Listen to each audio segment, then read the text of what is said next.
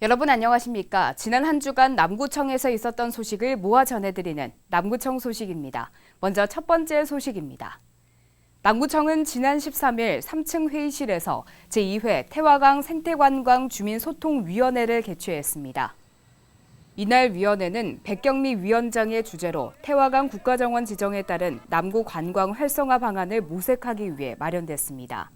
위원회 참여위원들은 3호 철새공원 활성화 방안에 대한 다양한 의견과 정보를 공유했습니다. 남구청은 앞으로 관광 분야 전문가의 의견 수렴과 제시된 의견들을 관광 정책에 적극 반영할 예정입니다. 남구청이 내년 민간기관이 수행하던 학대 조사 업무를 지자체와 경찰이 함께 수행하는 아동학대 조사 공공화 선도 지역으로 선정됐습니다.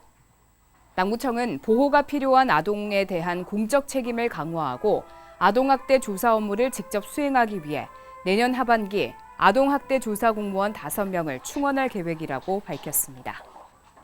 남구청은 지난 11일부터 이틀간 240 응급처치봉사단 30명을 대상으로 방사능 방제 역량 강화를 위한 원전 관련 시설 견학을 실시했습니다. 이번 견학은 과거 경주, 포항 지진 발생으로 원전 안전에 대한 주민들의 불안감이 높아짐에 따라 한국원자력안전기술원의 견학 프로그램으로 진행됐습니다. 또 오는 21일에는 한국원자력의학원과 서남초등학교와 합동으로 갑상선 방호약품 배포 훈련과 교육을 실시해 비상 상황 시 대응 능력을 향상시킬 예정입니다. 남구청은 지난 6일 6층 대강당에서 전 직원을 대상으로 직장 내 4대 폭력 예방 교육을 실시했습니다. 이날 교육은 한국양성평등교육진흥원 이상현 강사의 성인지 감수성 향상을 통한 4대 폭력 예방을 주제로 직장 내 폭력에 대한 감수성 향상과 일상생활에서 일어나는 각종 폭력에 대한 예방 등 다양한 사례 중심으로 대응 방안을 소개했습니다. 남구청은 이번 교육을 계기로 직장 내 폭력을 근절하고 서로 배려하고 존중하는 건전한 공직 문화를 조성해 나가기로 했습니다.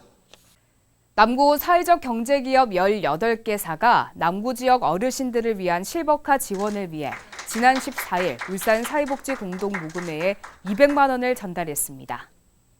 이번 모금회는 남구관 내 사회적 기업 17개사와 마을기업 1개사가 참여했으며 이들 기업 대표는 지난 10월 남구 사회적 경제와 더불업 행사에서 주민들에게 사회적 경제기업에서 생산하는 상품과 서비스를 만나볼 수 있는 기회를 제공한 바 있습니다. 한편 남구는 올해 고용노동부로부터 사회적 기업 육성 우수기관으로 선정됐으며 대기업과 상생하는 지원 프로그램을 지속적으로 추진해 나가고 있습니다. 대한노인의 울산 남구지회 주관으로 지난 12일 제16회 남구노인지회 실버 건강 프로그램 발표회를 개최했습니다.